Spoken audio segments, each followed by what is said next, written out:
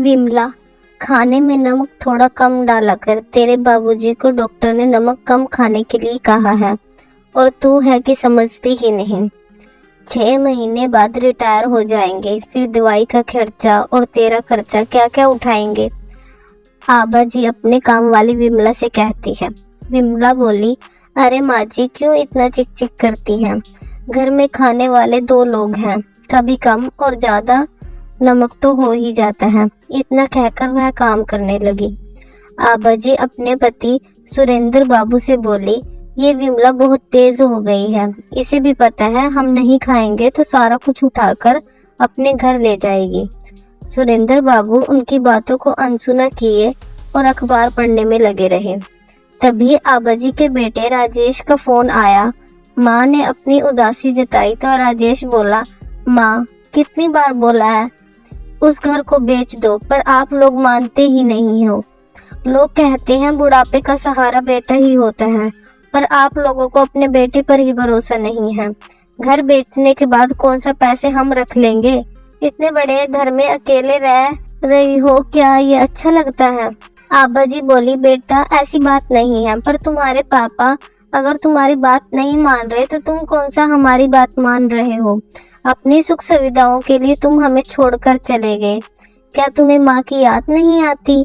तभी उधर से राजेश की पत्नी शगुन की आवाज आई। माँ से प्यार भरा वार्तालाप खत्म हो गया हो तो फिल्म देखने चले? राजेश माँ से बोला, माँ अभी मैं बाहर जा रहा हूँ, अगर आप निर्णय बदला हो तो मुझे बताइएगा। इतना कहकर उसने फोन रख दिया। आबा जी अपने पति सुरेंद्र बाबू के साथ अकेली इस घर में रहती हैं। एक बेटी है जिसकी शादी हो चुकी है, उसका भी बहुत बड़ा परिवार है, तो वो माता पिता के पास कम ही आना जाना करती है और माँ बाप भी बेटी को परेशान नहीं करना चाहते। सुरेंद्र बाबू अपनी नौकरी के रिटायरमेंट के कगार पर हैं, फिर भी अपनी और अपनी पत्नी की जिम्मेदारी खुद उठा रहे हैं। शाम हो गई थी। आबा जी घर के बरामदे में बैठी अकेली सुरेंद्र बाबू का इंतजार कर रही थी। बस हर आने जाने वालों को बस निहार रही थी। सुरेंद्र बाबू से ही अपने मन की बात करती, वरना तो खाली घर और आबा जी यही साथ रहते थे। बैठी बैठी वो सोच रही थी और उन पलों को याद कर रही थी जब उनके भरे पूरे परिवार को लोग देखकर आहें भरते थे। राजेश अपने ससुराल के पास रहना चाहता था, जिसके कारण वो माँ बाप को छोड़कर शहर के दूसरे छोर में जाकर बस गया। सुरेंद्र बाबू अपनी पत्नी की जिम्मेदारी संभाल रहे थे, पर कभी बच्चों से शिकायत नहीं की थी। सुरेंद्र बाबू दफ्तर से लौटकर आए तो आभा जी आगे बढ़कर उनसे थैला ली और बोली, आप ये सब्जी बाजी क्यों लाते हैं? गली में भी ठेले वाला आता है। चलो कोई बात नहीं, कुछ दिन की बात है, रिटायर हो जाओगे, फिर आराम ही आराम मिलेगा। ओ विमला, अपने बाबूजी के लिए एक अदरक वाली कड़क चाय तो बना दे ताकि उनकी थकान दूर हो जाए। विमला बोली, माँ जी पहले बाबूजी को सांस तो लेने दो, पहले उन्हें दाल मोट और बिस्कुट देती हूँ, फिर चाय दूंगी। सुरेंद्र बाबू बोले, हाँ विमला पहले कुछ खिला दो, तुम्हारी माँ जी तो आज भी मुझे चाय पिलाकर ही टालने में लगी रहती है।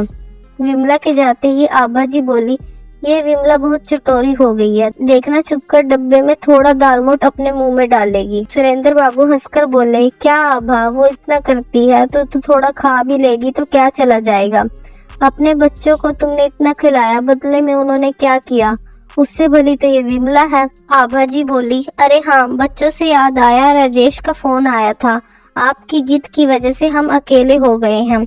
सोचिए कल को अगर हमें कुछ हो जाए तो कोई देखने वाला भी नहीं होगा। सुरेंद्र बाबू बोले, आबा दुनिया में क्या हो रहा है शायद तुम्हें पता ही नहीं, या फिर तुम उसके बारे में सोचना ही नहीं चाहती हो। मेरे बेटे ने बुढ़ापे में मुझे जो सीख दी है वो मैं कभी नहीं भूलूंगा। आभा जी बोली, आप कहना क्या चाहते हैं? सुरेंद्र बाबू बोले, अगर वो चाहता तो यहाँ भी रह सकता था, ज्यादा से ज्यादा थोड़ा पेट्रोल खर्च हो जाता, परंतु माँ बाप से ज्यादा उसने हाई फाई सोसाइटी को चुना। जरूर कुछ पैसों की कमी हुई होगी, तभी वह तुम्हें बार बार फोन कर रहा है। आभा जी बोली, क्या मैं इस घर में हमेशा अकेली रहूंगी? सुरेंद्र बाबू बोले, बच्चों का तो मैं नहीं कह सकता, पर 4-6 महीने बाद रिटायर हो जाऊंगा, फिर देखना पूरे दिन घर में तुम्हारे साथ रहूंगा और तुम्हें परेशान करूंगा। आभा जी बोली, आप मुझे बहला रहे हैं। थोड़ी देर बाद भी विमला चाय लेकर आई और वहीं उनके पास नीचे बैठ गई। वो अपने प्लेट में चाय को डालती और चुस्की लेकर चाय पीने लगी और बोली, माँ जी, इस उम्र में भी बाबूजी आपका कितना ख्याल रखते हैं। मेरा मर्द तो मेरा बिल्कुल ख्याल नहीं रखता। आबा जी बोली, जिस दिन उसे एहसास हो जाएगा कि तुम्हारे अलावा दुनिया में उसका कोई नहीं है, तब वह तुम्हें भी पूछेगा। देखते देखते 5 महीने बीत गए। इतने तक बेटे बहू झांकने भी नहीं आए। जब उन्हें पता चला कि कल सुरेंद्र बाबू की विदाई समारोह है, तो बेटे बहू दोनों पोतों को लेकर आए। घर में बच्चों की आवाजें गूंज रही थी, जिससे आबा जी बहुत खुश थी। उन्हें देखकर सुरेंद्र बाबू बोले, क्या बात है, आज पूरे परिवार के साथ आए हो? शगुन बोली, पापा जी, आप तो हमें भूल ही गए हैं। वो तो मम्मी जी बार बार याद करती हैं और हम चले आते हैं। आप बेटे से नाराज हैं तो बहू और पोते को भी छोड़ दिए। सुरेंद्र बाबू बोले, बहू किसने किसको छोड़ा, ये तुम्हारे मन ही जानता होगा। छोड़ो पुरानी बातों को। तुम लोगों के आने से आभा के चेहरे पर खुशी आती है, मेरे लिए ही यही बहुत है। बातों बातों में उनके पोते बबलू ने कहा, दादाजी, मुझे क्रिकेट एकेडमी में एडमिशन लेना है। उसमें बहुत पैसे लगेंगे, पर पापा मान नहीं रहे हैं। सुरेंद्र बाबू बोले, बेटा, अब इसका फैसला तो तुम्हारा पिता ही करेगा। मेरे पास तो कुछ नहीं है जो मैं तुम्हें दे दूंगा। राजेश पिता से बोले, पापा, रिटायरमेंट के बाद क्या प्लान है? सुरेंद्र जी बोले, मैंने सब सोच लिया है, तुम हमारी चिंता मत करो। राजेश बोला, जब आप बात ही नहीं करना चाहते तो यहाँ रुकने का क्या फायदा? आबा जी बोली, बेटा, तुम नाराज क्यों हो रहे हो? तुम तो बोले थे 2 दिन रुकोगे। राजेश बोला, माँ, पापा बहुत सक्षम हो गए हैं, अब उन्हें मेरी जरूरत नहीं है। सुरेंद्र बाबू बोले, बेटा, बहुत बच्चे अपने माँ बाप से सीखते हैं, पर मेरे केस में मैंने बुढ़ापे में तुमसे बहुत कुछ सीखा है जो मैं कभी नहीं भूलूंगा। और मुझे पेंशन नहीं मिलेगी तो जो पैसे मिलेंगे उससे हमारा बुढ़ापा कट जाएगा, और जो हमारे बाद बचेगा वो सब तुम दोनों भाई बहन का ही तो है। बहुत जिद की तो राजेश एक दिन रुक गया। रात में आभा जी शगुन से बोली, बहू, मुझे बाथरूम जाना है, क्या तुम मुझे थोड़ा सहारा दे दोगी? शगुन मुंह बनाते हुए बोली, मम्मी जी, यहाँ के बाथरूम से मुझे बहुत बदबू आती है और विमला आती ही होगी, उतनी देर रोक लीजिए। सुरेंद्र बाबू आगे आए और आभा जी को सहारा देते हुए बोले, आभा, जिस घर में तुम हो उस घर में बदबू कैसे आ सकती है? चलो मैं तुम्हें ले चलता हूँ। आभा जी की आंखें भर आई और धीरे से बोली, आप बहू की बातों का बुरा मत मानिए, अब उसे आदत नहीं है। सुरेंद्र बाबू बोले, मैंने तुम्हारे हर परिस्थिति में साथ निभाने का वचन दिया है, तो मैं अपनी आदतों को तुम्हारे लिए बदल सकता हूँ। अगले दिन राजेश ने फिर रिटायरमेंट के पैसों की बात छेड़ी तो सुरेंद्र बाबू बोले, बेटा, तुम्हें और तुम्हारी बहन को जितना करना था हमने कर दिया। अब जो भी पैसे हमारे बाद बचेंगे उन्हें 4 हिस्सों में बांट दिया जाएगा। शगुन झट से बोली, पर आपके तो 2 ही पोते हैं। सुरेंद्र बाबू बोले, 2 पोते हैं, 2 नाती की नातिन भी तो हैं, और ऊपर से हम दोनों वृद्ध लोगों की दवाइयों का खर्चा। अब तो कोई कमाई का जरिया भी नहीं है, तो पैसे हैं, उसी से अपना बुढ़ापा काट लेंगे। राजेश बोला, पापा, साफ साफ कहिए, आप हमारे पैसों से मदद नहीं करना चाहते। आबा जी बोली, क्या तुम यहाँ पैसों के लिए आए थे? अपने पापा की रिटायरमेंट पर उनसे मिलने नहीं आए थे? राजेश बोला, मेरे पास ना तो इतना खाली वक्त है और ना फालतू के पैसे जो मैं यहाँ आकर खर्च करूँ। शगुन बोली, मैं पहले ही आपसे कहती थी, यहाँ आने का कोई फायदा नहीं होगा। चलो अब चलते हैं, बेकार में हमने अपना एक दिन खराब किया। आबा जी बच्चों को रोकती रही, पर उनकी किसी ने नहीं सुनी और पैसों के लोभी बच्चे माँ को रोता बिलखता छोड़कर चले गए। सुरेंद्र बाबू बोले, जाने दो आबा, जो बच्चे माँ की ममता के लिए नहीं बल्कि उनकी संपत्ति के लिए उन पर प्यार लुटाते हैं, वो ज्यादा समय नहीं टिकता है।